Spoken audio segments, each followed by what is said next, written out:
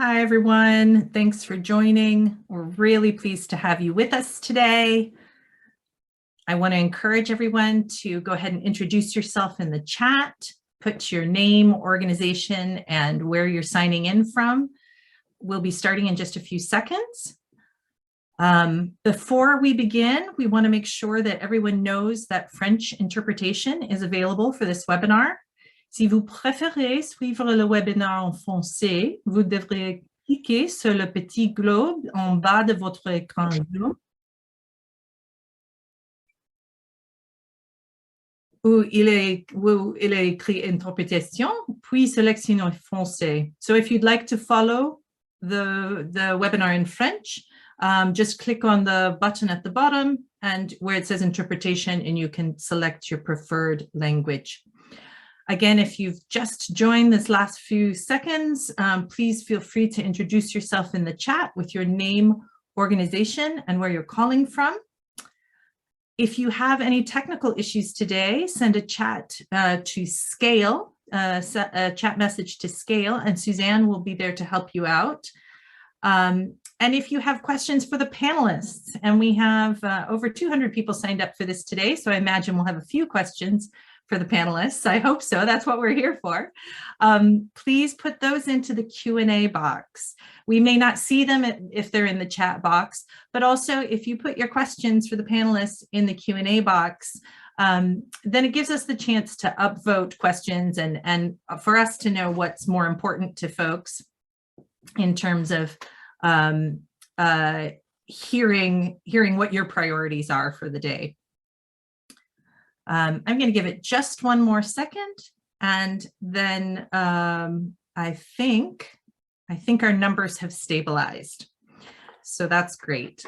Maybe we'll go ahead and 1 minute. I'll give you 60 seconds to go ahead and, if you haven't already, put your name, organization, and where you're calling from in the chat box. We'll see what kind of distribution we get around the world. I know this is early in the US, whereas it's just a nice middle of the day time in Europe and Africa, and a little bit late in the day for Asia. So, all right, everyone, welcome. My name is Carrie Byrne, and I am the Livelihoods Advisor for Scale. As many of you know, Scale is designed to support research, capacity strengthening, and knowledge sharing for partners of USAID's Bureau for Humanitarian Assistance. We all know that as BHA. And Scale works to strengthen the impact, sustainability, and scalability of agriculture, natural resource management, and on and off farm livelihood activities, both in emergencies and in non-emergency contexts. So here at Scale, we have just completed 2 briefs on adaptive management for livelihoods in emergencies. And the purpose of these briefs was really to bring into one accessible place the latest thinking on adaptive management for livelihoods in emergency settings and highlight the currently available resources. There's a fair amount of resources out there. And it's really important to note that these briefs started their life as a literature review that was done by IDEAL, another BHA program. So today's webinar and the briefs, and you'll hear about another IDEAL brief, they're really a joint effort that's happening between Scale and IDEAL. So the literature review that was initially done was quite in-depth, and we know people are short on time, particularly when they're working in emergency contexts. And so the brief's intention was to really make that full body of literature distilled down into something just a bit shorter. So brief 1 provides a quick introduction to adaptive management, what that looks like in an emergency context. It identifies what the most common barriers are for adaptive management that emergency teams in particular are facing. And there are quite a few barriers that came up, but the 3 that really stood out and the 3 that are highlighted in the brief were the need for more decentralized decision-making. So decision-making that's deeper into the field, right at the front lines, so to speak. The lack of data, that people don't have the data they need to support adaptation and changes that they want to make. And then the third theme that came through from that literature review was the lack of flexible funding.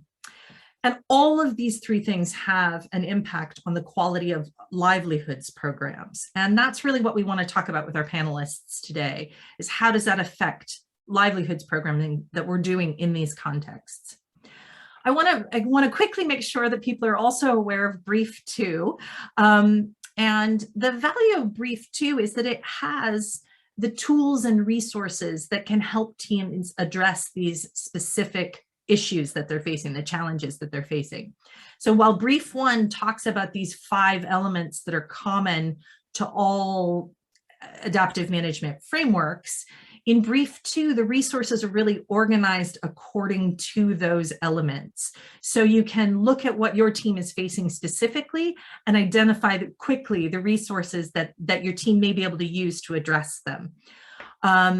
So with that background, let me introduce you to our panelists. We're really excited about our panelists today. So first we have Florence Randari, who is the Strategic Learning and Adaptive Management Lead for Mercy Corps Uganda on the APALU project, which is another VHA program. And she has set up monitoring and learning systems for impact measurement and adaptive management across a number of countries in East Africa. Then we'll hear from Kewan Opperman, who has extensive experience working on private sector development in fragile contexts.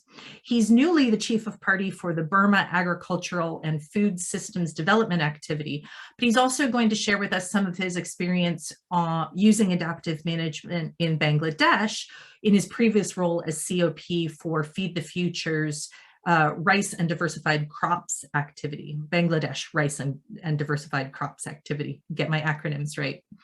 Finally, we'll hear from Alice Obrecht, who is the head of research and impact for ALNAP. And she leads ALNAP's research portfolio and learning activities, including those on humanitarian effectiveness, evidence uptake, aid sector accountability, and innovation. So we've got a group here that's got quite a diverse set of activities. And Florence, I'm going to start off with you because you have such a great example of how your team addressed both the need for decentralized decision-making and also that lack of data to support that is needed to support adaptation.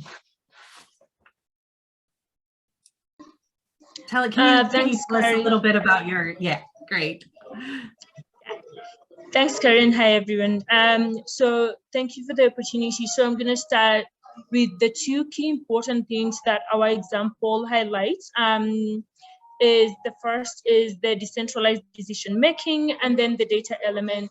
For decentralized decision making, the key thing that we were focusing on was really looking at the competencies that the frontline staff have as far as adaptive management is concerned, and that includes the decision-making element of it.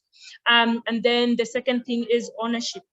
On the capacity, what we were looking at is really investing a lot in making sure that our staff understand adaptive management, what that means for them, based on the work that they're doing. And one of the learning processes that we adopted was the use of quality improvement verification checklist. And what that is for any intervention or structure that you are working with, what is the perfect state of that specific intervention or structure? So we work with the staff and ask them, how best would you want your community structure to perform? What are those preconditions that have to be met? We work with them to come up with a checklist so that every time they are going to the field, they're able to actually use that checklist to see how that structure is progressing. And then so the checklist, so you had this checklist that the staff could use that helped them see how the community was progressing and get that data that you need to see if you needed to make changes. Am I getting that right? Exactly, right. So it's making sure that anyone in the frontline staff can actually make a decision, but before they make a decision, we need to also have a standardized way of making decisions. So this checklist that has a list of how a perfect intervention or approach or a structure looks like, that is, we work together with the staff to come up with it, and then they're able to actually use. Right. So I think I'm getting that, and I know you're facing connection issues there. I think we've got lots of connection issues today. But the way I understood it then is that that checklist helps the team to make, and it's really the frontline team, the team that is in the communities, then have this kind of structure for understanding what's happening, who's progressing and who's not progressing. I think Florence is having more there, and there we go. So let me switch over to you, Kewan. Now your team's working in Myanmar. So that's a really volatile context. It's a multifaceted emergency. What does adaptive management look like for you guys in that context? Completely nuts. I think, it's strange because I did work in the humanitarian sector beforehand, in Angola, South Sudan, and Somalia. And that sort of prepared me for these sort of shocks and stresses that come through in these sort of contexts. Sort of Myanmar, my work in Bangladesh gave me, let's say, not necessarily predictable shocks, but more manageable shocks, because it's COVID, it's a long-term thing, it's government regulation, it's climatic impacts, and it's a lot easier to deal with those sort of issues than it is to have a bomb that goes off next to our office, a few days ago. The key thing, I think, is in all of this is to be nimble. Number one, to have the donor on your side. So the donor that is supporting your program understands the conditions that you're going through, understands the local context, and is not fixated on the work plan. I think that to me is a key issue. In Bangladesh, we had a sort of a revolving work plan. Every 3 months we changed it. But we kept USAID abreast of what is happening, what conditions were changing. And they accepted the changes that we wanted to make, the pivots, the adaptations, that sort of thing. So that was really important. In a Myanmar context, we've got USAID that are really engaged. They understand the process that we're going through. The complication in a Myanmar context is the, let's say, the collaboration with government. That USAID doesn't want to be seen in any way, shape, or form working with the incumbent or the junta that is in place. So it's such an important issue, isn't it? The trust that you have with your donor, because that really contributes to flexibility, and I think touches on that point around flexible budgets. If you have a good relationship and the donor understands why you need to make different changes, then they come much easier. You have to invest in that relationship. Absolutely. And you know what, my perspective, it's a partnership, is that as long as your donor is informed about this, the issues that you are facing as a program, you can then adjust and adapt to prevailing circumstance. Even if, let's say you don't, when something happens and it happens really quickly, which is more particular in a Myanmar context, where you can actually make a decision and then inform them afterwards, and they'll back you. I find that a very important approach, because you've taken them along the same road that you walk in all the way. So it's a really interesting context in terms of adjusting the programmatic side, and it's quite different because we're not working in the humanitarian sector. We're working on livelihoods, we work in private sector development. So, you do have a sort of work plan and a course of action and work that you have to adjust almost as if you're in the humanitarian sector, because every day things can change. So next week, for instance, we've got a big farmer exchange meeting up in Shan province. We've got 150 people attending. We know government will come through. And there's a reputational risk on the one side because we don't want USAID branding, at the event. The other side is that what is government going to say about us holding this event without their authority? And again, you've got to adjust and message these things appropriately on that side. In terms of day-to-day. Let me just, can you hold that thought for me? Because I do want to get a question into Alice and also circle back to Florence because we lost her. Florence, you should know there's already questions about your checklist. People want to access that. Alice, you've done a fair amount of research at ALNAP on the need for adaptive management in emergencies and kind of why it isn't happening. Largely, it wasn't happening. And now you're working on the state of on the next state of the humanitarian system report. So I'm just wondering if you're seeing a shift from that as you work on this new report from the past research where adaptive management wasn't happening for emergency practitioners. What are you seeing something new? Great, thanks, Carrie. Yeah, and just to explain to everyone listening, we have kind of two main pieces of work that have touched on this really important topic of adaptive management. One is the State of the Humanitarian System report, which is a longitudinal report series, and the last report was out in 2018 and had a little bit that looked at adaptive management and found that it was not really widely used in the humanitarian system. The next edition, as Carrie mentions, is out in September. In between that, we also conducted a 2-year research project specifically looking at adaptive management, which connects to a lot of the work that Scale is focused on and the excellent briefing notes that were provided ahead of this webinar. And I think what we're seeing in the 2022 report is actually not a lot has changed. There's been a change in language and awareness. So there's definitely greater awareness from humanitarian agencies that adaptive management is a way of working that would be valuable, that would add that would improve the quality of a humanitarian response, specifically in terms of relevance for crisis-affected communities.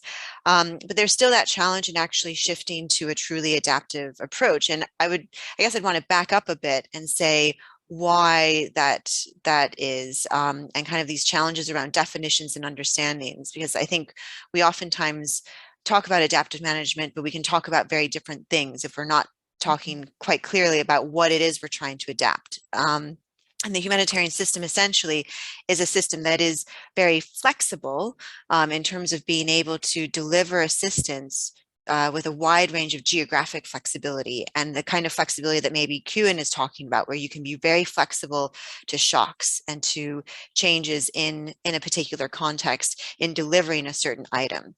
The system that the humanitarian system or humanitarian agencies have developed to deal with that kind of flexibility is to develop systems where you've prearranged what kind of support you're going to provide. So you've decided what the solution is pretty much up front, you pre-position it, and then you're able to deliver it more quickly with wide geographic flexibility, and you're also able to try and deal with logistical challenges that come up in context. Where the humanitarian actors are less equipped and where the development sector might have significant advantages due to its longer timescales and tends to have better relationships with communities, is in trying to change the actual solutions or the services that are being offered using ongoing learning, like the type of approaches that Florence was just discussing. So having kind of a better checklist approach, or approach where you're actually looking at outcome indicators over time in a community and understanding what impact your programming is having on that. I would say for the next report, there hasn't been a huge shift to working in that kind of way. In the evaluation synthesis that's part of that report, so we synthesize all evaluations on all humanitarian programs from 2018 to 2021. And another consistent finding from that synthesis is that theories of change continue to be unclear, and particularly relevant to the topic of this webinar, livelihoods programming still also has challenges in articulating theories of change consistently in terms of the changes that agencies are trying to achieve in those contexts, which of course is a key pillar if we want to be looking at adaptation. So I hope that starts to answer your question. Yeah, it raises and we can go into more detail. Yeah, it raises a couple different questions for me. I quickly want to circle back to Florence and give her a chance to just finish her. I did a super quick summary of what the checklist was trying to do and how it touches on those 2 points. Was there anything else that you wanted to add, Florence? Because I know you weren't here for that part. No, thanks so much, Carrie, for doing that. I think the key thing, the key things that we've learned from this approach is really making sure that our frontline staff understand what we are looking for, but also they're enabled to process the information that is coming in, right? Because a lot of people talk about, the data overload, how long does it take for the data to be analyzed? But with our checklist, you have the checklist, and now we have dashboards, Excel dashboards, very simple. Any person in our organization has access to Excel, very simple. You just input the data and you're able to have an overview of all the structures that you're managing, and you're able to make decision with that because you're already an analyst, because you have the tools that you need and you have additional support. So that's one of the key things that we have learned from this progress. I think that's such a really important process, an important point, making it manageable for staff, because I keep hearing from staff in different organizations, I've got too many indicators, I'm overwhelmed, there's just the data, this data overload. And yet the finding from the literature is that people don't have the data that they need, which means there's this mismatch between what we're capturing and either knowing how to use it for adaptive management or other purposes, or maybe we're not capturing the right data.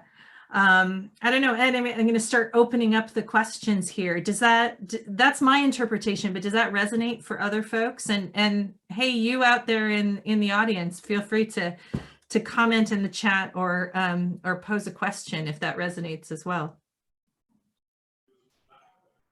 Yeah, I'm just going to add something because Alice already highlighted this, right? When we are looking at our theory of change, we know exactly the process of what we are going to do and the outcomes that we want to take. So we know that when it comes to monitoring and evaluation, traditionally, mostly for accountability. So people will say we have so many indicators, but most of the indicators are accountability related and not for learning or adaptive management. And we don't want to say you should have more indicators. What we are saying is you have to do the accountability part because you are accountable to the donor and also to the community. But in addition to that, what are the most simplest ways that you can actually use to collect information on a day-to-day basis that you can actually use for learning and adapting? And we want to enable everyone in the organization, in the program, to be able to do that so that we don't have to wait for a consultant to come and collect information for us so that we can adapt. We want everyone to be enabled to actually do this at a very low energy and low time and also cost-effective ways. So yeah, that's one of the additions as well. Great point, Florence, great point. Kieran, you want to add to those thoughts? Yeah, Kerry, I think one of the things that's come through for me is that when you're running program, your team is embedded in the community or and really trust their instinct, trust their knowledge, because that gives you the flexibility to adjust and pivot. When in Bangladesh, when COVID hit, my team immediately did a rapid review of the partners that we had. We came up with a sort of a structure, and I think Alice sort of referred to it as like almost a pre-idea of what can be done. And then putting out a new funding window, turning it around really quickly, but trusting in your local, the local knowledge that comes from your team. I think that's really important. That's the one point. The other side is the sort of communication aspect. And in terms of ability to pivot quickly or adapt to current circumstance, again, in Bangladesh and now in Myanmar, we've got either a WhatsApp platform or a Viber platform, where the team can communicate immediately. The whole team is involved in that ecosystem. And you can say, okay, that's the situation and this is how we can respond. And that communication within the implementing team is incredibly important to make the decisions that one needs to in terms of adjusting one's programming or responding to a particular issue that's arisen. Yeah, it's those communications, and we're almost back to the trust thing, isn't it? Because communication is so often the foundation of how you build, how you trust your team, how you build trust with the donor. And it's these little things that build the culture. I mean, Alice, a lot of your research talked about the culture, and the fear of failure sometimes is what gets in the way of people doing what they know they need to do. And there's flexibility in the sense of we know it's an emergency, so we can shift to a new location, but not as much flexibility around, as you were saying, this idea of shifting what you're doing. Or I mean, you're going to say it better than I am. You want to build on that? Sure, thanks. I don't know if I will. I think there's a really great question here. I think Florence is replying to it, but bears mentioning that from Temesgen, I'm probably going to mispronounce that, Bariso, which I think is spot on about how do you create the enabling environment and organizational culture within organizations to support this. Because when we did the adaptive management research a few years ago, there were very few examples that we found, and a couple of the strongest examples of true adaptive management, of really making substantial changes to programs over time, they tended to come from mavericks. You know, it was about individual leaders within the organization who blatantly said, I asked for forgiveness rather than asking for permission. And so they were really butting up against kind of the wall of their organizational culture and what was allowing them, what they were technically allowed on paper to do or not to do. And that is hopefully changing, because I think there are organizations, you know, like Mercy Corps. I think, you know, IRC is another one that's really trying to invest in adaptive management capacities and systems, but it is quite tricky, and it becomes a kind of chicken and egg situation, because if you don't have the flexible funding, as you mentioned, Carrie, again, being one of the key components to that, it's very difficult as an organization to be able to take that kind of financial risk yourself to do that. At the same time, you know, we notice that when agencies do get kind of a small pot of flexible funding, it's not enough to counterbalance or counterweight the inflexible funding that they do have. So it can be quite difficult to actually leverage that effectively. But I think also building on what Kuan was saying and going to this point about culture, it does, I know we say shifting the power a lot in this system, but it is really about shifting the power through decentralization to field teams, but then also even further to trusting communities, to working with communities to help co-design and develop those solutions. And I think more recently, where we've seen that start to become more possible, not to bring up another, you know, jargony term, but is in the so-called nexus programming pilots. Yeah. So where organizations are actually able to think about cohesive development, humanitarian nexus style programming, we can see more opportunity. I think those are creating spaces for more experimentation, more flexibility that also then ties right into adaptive management. Right, absolutely. Absolutely. And you know, you hit it head on there, the communities. And we know we need to change the system, but you know, really, are we ready? What is how have your teams dealt with it, Kuan and Florence, this balance between the accountability but accountability to communities? And when you've got program activities that are like they're good activities and they're working well, but if you're really going to give the community what they need and want, like what's the trick of having the right data to be able to make the change? Like what's worked for you guys? Yeah, that's a very interesting question. I think we're still all trying to figure this out, but I would say from the M&E perspective, being an M&E person, it's understanding what your outcomes are, right? And just making that very clear and communicating that to the community. But the most flexibility comes on the how to get there. So if you can think through, with the community, look at the shocks and, stresses that are happening, what changes, context changes, and all that. If we can maintain our outcomes, but adjust the logic pathway of how we get there, I feel like there is a lot of flexibility there. And as humanitarians, we should definitely do that because we want to work with the communities to get where we want them to be based on what our outcomes are, but we have a lot of flexibility on how to do that. So I think with our teams, it's always saying, these are our key outcomes, but let's review the approach. How are we getting there? Based on the information that you have on your day-to-day interactions, do you think that there's something that needs to be adjusted? So I think being that flexible and definitely making sure that every person in the teams understands our outcome, despite everything else, I think that really helps. Right. Kieran, do you want to add to that? Yeah, I think it's a little bit different for me because in the PSD program, our community is actually the partner firms that we work with. Absolutely. And we've got to be responsive to them on the market systems program. That is our primary contact, and they are working with the communities. But I think the part of it is as well is that if the flexibility comes in is that, you have a grant with a private sector partner, having that flexibility to adjust their milestones or workload, taking the local context into account, having that flexibility really moves the company and inspires the company.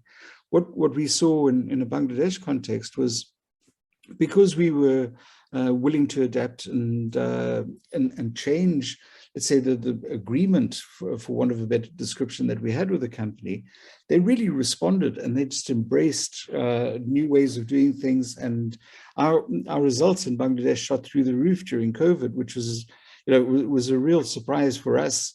But it was because, part of it was because that companies adopted new approaches because they were forced to, and they'd been resistant beforehand. And now all of a sudden they've got to adapt to a new environment. And we really saw sort of a significant adoption of new practices with companies that came from that. But the other side is, as I say, as a program in private sector development, is that having that willingness to adjust outcomes with companies and say, okay, look, we know, we understand this issue and you can't go to that area. I mean, in Myanmar, we're working with companies that have got, an avocado estate or a mango estate or a tea estate. And all of a sudden there's insurrection in that area and they can't get there. And it's like, okay, we understand, this is tea picking season now. We totally understand. It's fine. We'll adjust and we'll adapt around that. And that's all you can do in these circumstances, that they don't feel beholden to you as the funder to try and perform, even if it puts them in danger or the communities in danger. And one of the things I hear, I want to just echo what you said. Your communities in your type of program are the businesses. And I think that is sometimes not really understood by folks who work on livelihoods. They think of households, they think of communities as the grouping of people in a geographic area, but your community is really the business community. And I think that's an important group to think about as a legitimate community as well. However, when it can be more complicated to do your partnerships with the business community. And I've met some procurement departments who are really uncomfortable when you change any of the milestones or, whatever your agreement looks like, but those pieces that may need to be changed in the agreement with a particular business. What is your procurement department doing right that the rest of us can hear about and copy? I don't know, and understanding and trusting the program. I think that's what it really comes down to. It's you have to change. You can't flog a dead horse, and you have to change to adjust to what the prevailing circumstances are. And when the procurement department or the grants department understand that context, then you can bring about that change. In Bangladesh, we really had a fantastic system where we turned things around within about 3-4 days. That we adjusted milestones, we did absolutely everything in that time. In Myanmar, we are getting there, but it's still, one of the problems with Myanmar is that the partners that we can work with can't appear on a blacklist, and there's a CSI scanning that we have to do, and they can't be involved in that. So there are all sorts of little nuances on stuff that one has to take into account. But I think the procurement department or the grants department, if they understand the context, you can justify it. And particularly, I mean, our changes have been around milestones and outcomes. They haven't been around grant amount. So as long as we're not changing the amount of money, then we're fine, because then we need USAID approval. But if we're saying, okay, we're going to readjust these funds to that or to this, then it's a lot easier.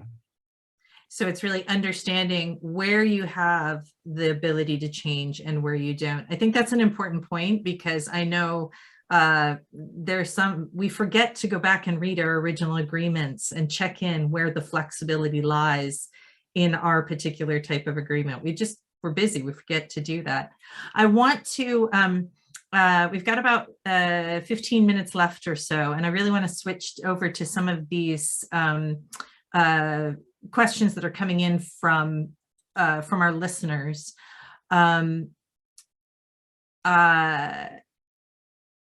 We've got one for you, Kewan. So it says, as a newcomer to the field working in PSD, local value chain development is great, but it's not often scaled up for national impact. How do we go about making sure that those success stories are implemented more broadly? So it's that scaling up question, right? Any advice on whether adaptive management still works when you're trying to do that scaling up?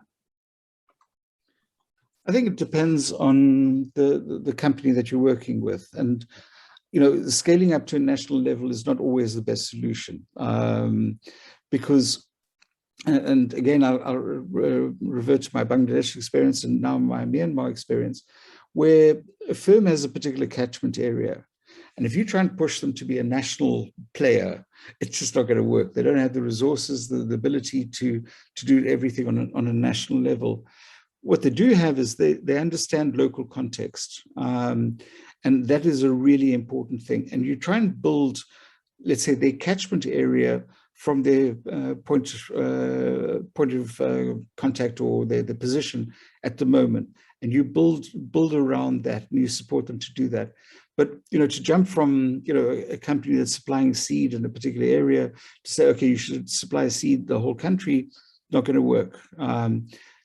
Understand what the firm's abilities are and what the capacity is, and then work with them to expand and slowly build in the course of time, the ability to, let's say, serve nationally.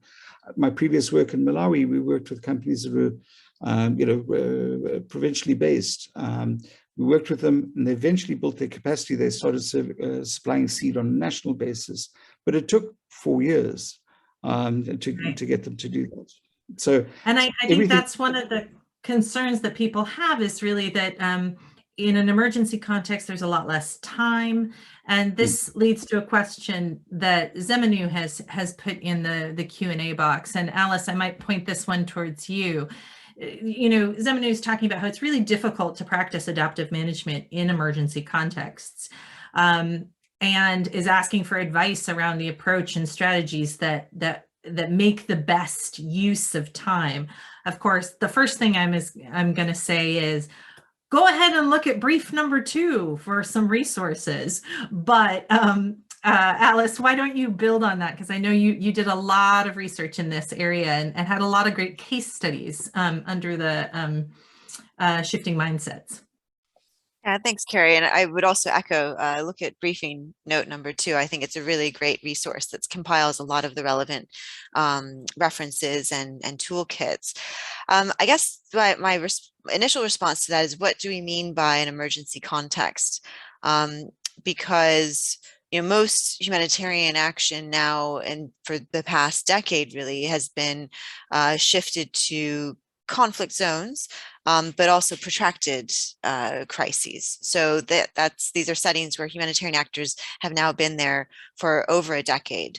And I think it is worth asking the question of whether it is actually unreasonable to think we could have the timescales to do adaptive management, since we're just delivering the same services to the same communities over a decade. And I think organizations that have tried to make that shift, one example that came up in the research was World Vision, which again was they were trying to move to Nexus programming approaches more broadly in the organization, and found adaptive management to be a really useful tool for them in their approach to Nexus programming. An example that they found in Eastern DRC is they had a humanitarian team, they'd been working there for decades. And they shifted to using more adaptive management approaches, working with the community. And we're quite surprised to find how much that improved the quality of their relationship with that community and how much it improved the relevance of their work. So I guess the second part to my answer to that question is that I think the really easy hook for most humanitarian actors is this is a basic component, I would say, of accountability to affected populations. You're collecting feedback, you are using that feedback to make changes and take decisions on a program, and you're feeding that back to the community. That is a form of adaptive management. And so I think if we're going to be no longer accepting the excuse, as some might call it, I might call it as an accountability buff, that some humanitarian actors have had of, we don't have time to consult, we don't have time to use feedback. If we're going to try and create the space to do that, that is already creating the first key step towards a more adaptive approach. Great. Thanks, Alice. Florence, I've got a question that I'm wondering if you have any examples from APALU for us. And the question is, considering the gender dynamics at the community level, how are we ensuring gender inclusion in our adaptive management approaches? And I feel like you may have some insights from your tools that you're using. Yeah, that's a really good question. So I would say specifically, and this just ties back to making sure that we receive the feedback from the community and we use it and circle back to the community. So I will take a shift here from the checklist in Apollo, but we also have our community accountability systems, and we have different tools that we use for that, and we have different people in the community that we have set for people to actually go and offer their feedback. One of the things we considered was gender and also age, right? Looking at sex and age specifically. So who are the people in the community who the community in general is free to talk to? So we have identified key community people based on the sex and also based on the age of the people, so that anyone in the community always has an option, more than one option, to actually deliver that information. So I feel like that's one critical thing that we have done when it comes to data collection, just making sure that the people who are receiving the information, it's an array of people or different tools or avenues that people are able to actually deliver that message. So I think that's one key thing that we have done in Apollo that is working very well. Great, thank you. And I'm going to riff off of one of the comments in the chat, actually, which is back to this idea of the right data, whether our indicators are relevant and appropriate for providing the right information. I want to hear particularly Kewan and Florence, but Alice, if you've got good ones from your research, that'd be great. What do you do to make sure you have the right data, whatever the right one is. I'm talking about, what do you ask your staffs? What's the process? Because I think a lot of folks out there want to hear like, yeah, but how do I do this? How? So what do you do to make sure that you've got the right data so that you then can adapt when you need to? Kewan, do you want to go first? I'll pick on you if you don't jump in. All right. A lot for me.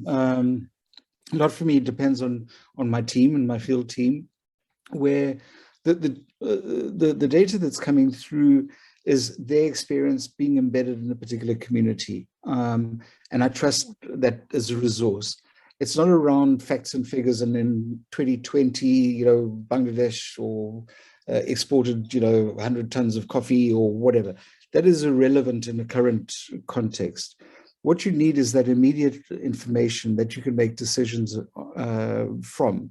And when you have a team that's embedded in the community, they can provide you that information or the relevant data that you need, or you need to make a decision to move this way or to move that way, to adjust or pivot. And for me, that's more important than sort of an annual survey and all the onerous thing, because you're acting in an emergency. You don't have that luxury of trying to gather all the data. As a program, you will generally have a huge amount of data, which you can then use that underpins all your work. But you've got to respond to the prevailing circumstance. And that really it's a verbal information process that comes from your team, saying, this is what we need to do. You tried this, but it didn't work. But how about if we try this? And again, it's a trusting in the team, trusting in the information that you receive from them, so that you can make those adjustments. Great, thank you. Florence, anything you want to add to that? How do you know? Yeah, just so adding into that, I think there are two parts to this. The first part is the frontline staff or the people interacting with the communities. They will always have information, right? But in most cases, no one knows how to pass that information to other people if there is no system set up, right? And that's one of the biggest challenges, because people say, we have all the information, but then you ask, where is the information? It's a little bit hard. So I think just making sure that you have a systemic way of actually, combining this information from all the different people, from all the different sources, and then reflecting on that, and then trying to ask yourself, do I need to change anything? So that's the first aspect to it. The second part is, what data should we collect when it comes to adaptive management? A very tricky question, but the first thing is, we know that with our theory of change, there are indicators that we have to collect for accountability. A bit different, right? Because accountability, donors, community, we have to do that. When it comes to adaptive management though, and I had highlighted this in the response, is look at your logical pathway, and then look at instances where you feel like there are contextual changes or anything that might happen that might affect that logic, right? If we are saying that we do a training and the people actually adopt the practices we have promoted, and then we achieve our targeted outcome, we are assuming that actually our training is perfect, right? Like the training is well done and people are just going to adopt it, right? So in that case, as a learning person, I'm going to ask you, what makes your training, what makes your training perfect? I want you to tell me, how would you define a perfect, training? That's where I'm going to say, can you just tell me 5 things that makes it perfect? And then make sure that after every training, look through the 5 key things. Do you feel like you did to the best of your knowledge? If not, then we're going to start thinking about adaptive management at that level before we wait for our annual survey that will tell us that we didn't reach our outcome, right? So it's simple instances like that, but use the documentation you have right now, theory of change, one great tool. Look at your approaches and see what are some of the places where you can actually get information and try to use that to inform your decisions. That's such a great example, and a really good overall point too, of this idea that we need to keep it really simple. You just keep it little simple actions that then allow us to get the information that we need. Alice, did you have any examples you wanted to add to that, or anything you'd come across that it was how teams have managed to get the right balance of the right data at the right time instead of just lots of accountability information or data? I don't have a whole lot to add to those really great practical examples from people who are actually doing it rather than researching it and writing about it.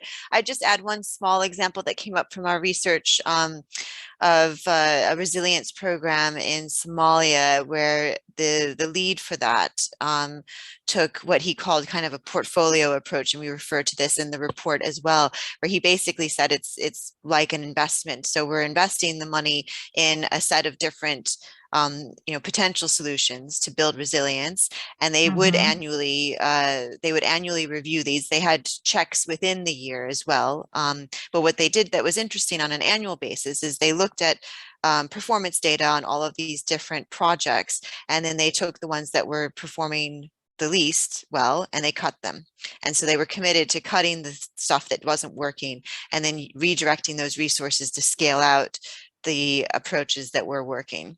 So again, it goes back to having the funding flexibility.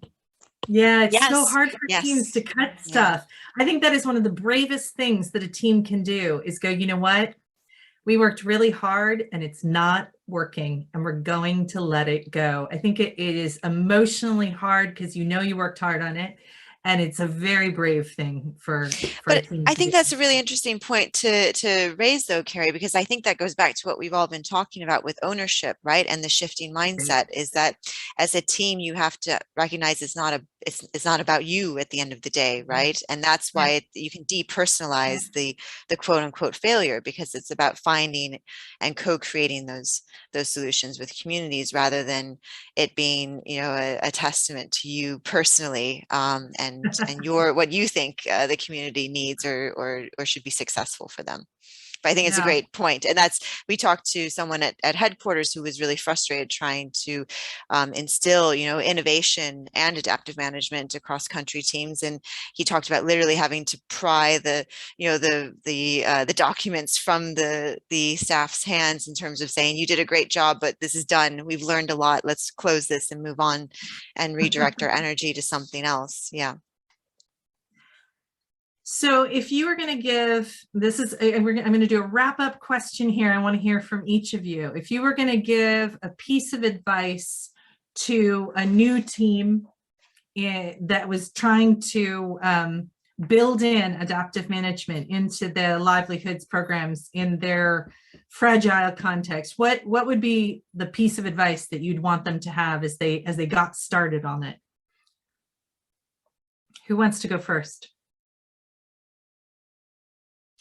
I can go first and just say, be humble and ask questions.